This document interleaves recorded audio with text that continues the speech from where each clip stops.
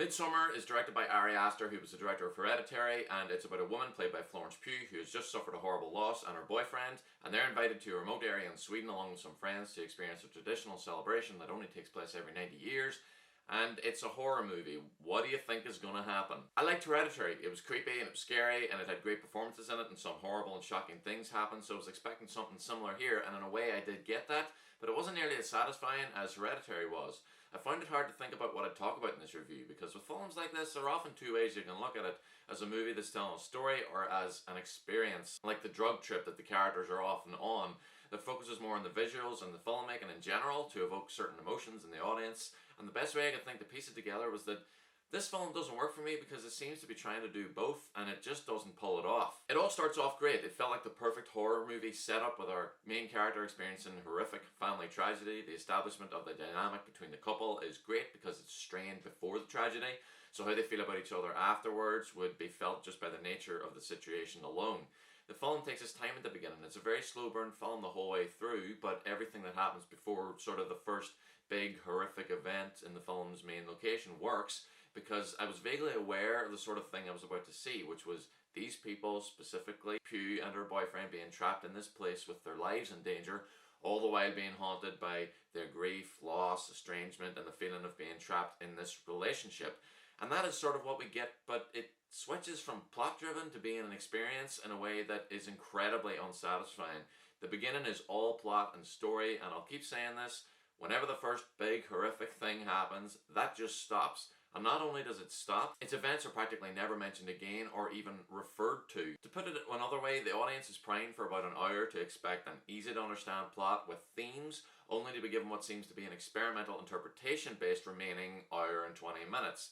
The setup is great, but given what it leads to, it was too much setup. So as an experience, it's a great looking film. It's very well made. The cinematography is very striking and beautiful, and it's often unsettling. It's such a simple idea to turn a camera upside down while the car is driving through the woods, but it's so effective. The editing was good too. I especially like the transition early on when Pugh runs into the bathroom in an apartment and arrives in an airplane toilet, which really took me aback because it takes your brain a few seconds to register what's happened. There are a lot of long takes, which added to the dreamlike quality of everything, but also added some comedy. There's a bit with the reveal of a bear in a cage that felt like something out of a Wes Anderson film. There are a lot of instances of characters taking drugs, and the way the images are warped and often very subtly altered was really effective. There's a lot of things that just felt really off to me, and it was mostly due to the characters and the choices they make. The main group, the group of friends, they don't feel like friends at all. They never have fun, they never laugh, or seem like they like each other at all. From the little that I do know about them, it makes no sense to me that a group like this, that are this age, would even want to go to this festival thing in the first place. I mean, even if it was a real thing and completely safe and no one was dying or anything, it would still be my idea of hell. And they're supposed to be there for like a month and a half. Maybe if you're touring around Europe or Sweden and stopped for a couple of days in this weird remote commune, but what the hell is the draw of this place? And again, they don't seem like the types who want to get away from the humdrum of modern living and get back to nature or something like that. But that's what I'm thinking before the first big horrific thing happens. By the way, everything I've heard about this film give it the kind of vibe like it's shocking and grim and violent, and one of the lead actors got nightmares after watching it.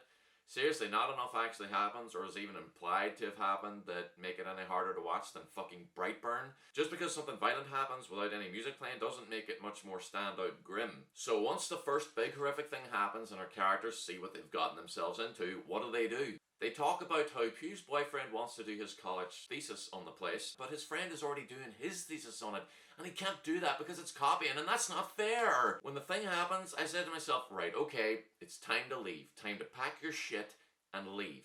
I didn't expect them to actually leave. I expected them to try to leave, but something would happen to prevent them. But no, they don't try. It's like it doesn't even occur to them. A couple of the other side characters want to leave, but not our main characters.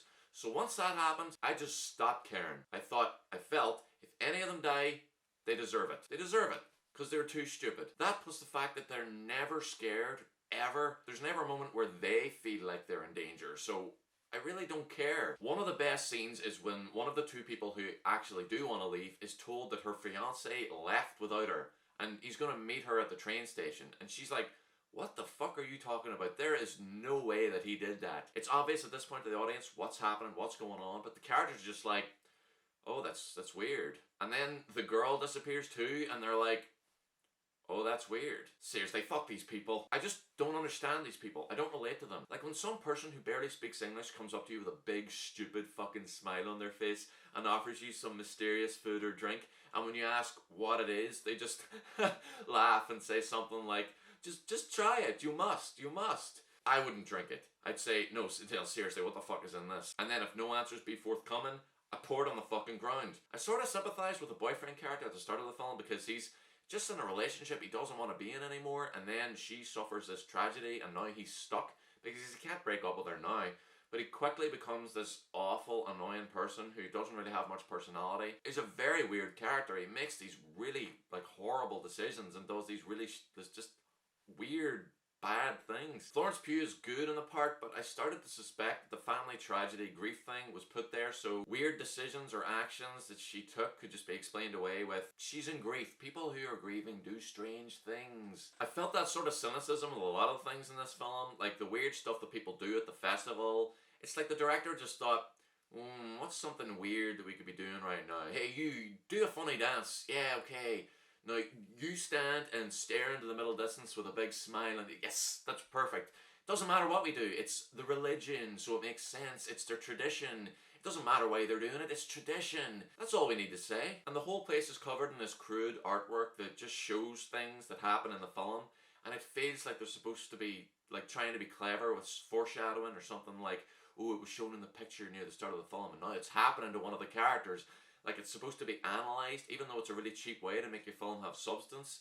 And there are so many of these drawings shown at once that you can't really register what you're seeing anyway. I read somewhere that the director didn't want to make this film like The Wicker Man, but he really failed if that's true. It's actually amazing the similarities to not even the original Wicker Man, but the Nick Cage one. I mean, that's not a good movie, but I'll say this for it. There was a good reason for Nick Cage to be on that island, and there was a good reason why he couldn't leave, because it was an island, and they wouldn't let him leave, but at least he tried. And he gets worried and annoyed and frustrated and angry with these weird people and the weird way that everyone acts, and he just stops taking their bullshit and does something, and it's relatable, because we're also sick and tired of these weird cult people with their smiling and their phony niceness. I really don't like it when movies have creepy religious types or cultists. That whole thing really sickens me. They're always smiling, which is an awful thing. It's not natural to smile that much. It takes effort to hold your facial features like that. It's like a guy who wants to show off how muscular he is, walking around, flexing and clenching.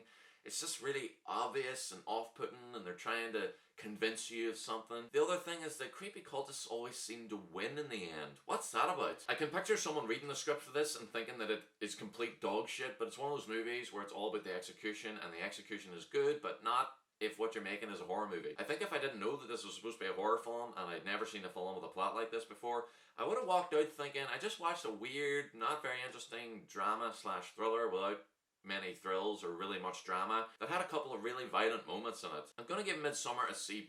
I would actually recommend it. It's a this artist has a vision movie, and there's always a good chance that you get something out of that, but I don't see why there couldn't be more of a plot. You can do both. I'm sure there will be numerous videos talking about the meaning behind this and that, and I look forward to watching them, but I didn't get much out of it other than the obvious stuff about Pugh finding emotional support that she wasn't getting from her boyfriend and replacing the family that she lost, and all the business of cycles of birth and death. It's just not very interesting. If you want something with a similar vibe but much more entertaining and satisfying, check out Apostle with Dan Stevens and Michael Sheen on Netflix. It's not as artistically done, but it's a more rewarding experience to watch things happen and for characters to do things.